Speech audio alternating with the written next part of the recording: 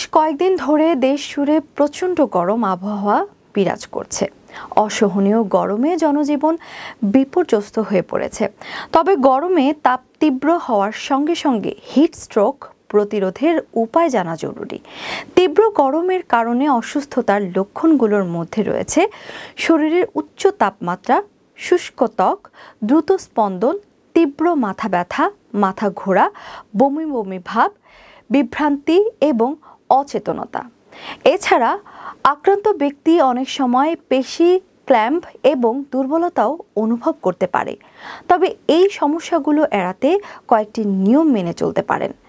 সারাদিন প্রচুর পানি পান করুন, এমনকি যদি আপনি তৃষ্ণার্ত নাও হন। ক্যাফেইন এবং অ্যালকোহল এড়িয়ে চলুন, কারণ এগুলো ডিহাইড্রেশন বাড়িয়ে দিতে পারে।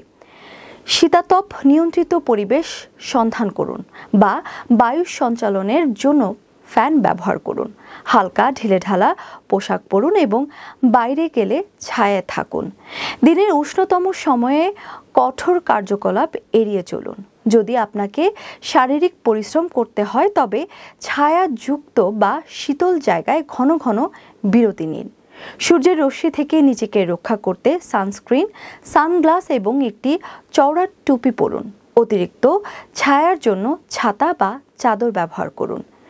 শিশু, বয়স্ক এবং অসুস্থদের প্রতি নজর রাখুন, কারণ তারা গরমের সময় আরও বেশি অসুস্থ হয়ে যেতে পারে।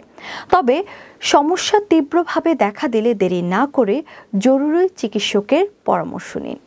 এই গরমে হাইড্রেটেড থাকুন, অত্যাধিক তাপের জায়গা এড়িয়ে চলুন, হালকা পোশাক পরুন এবং শীতল পরিবেশে বিশ্রাম নিন।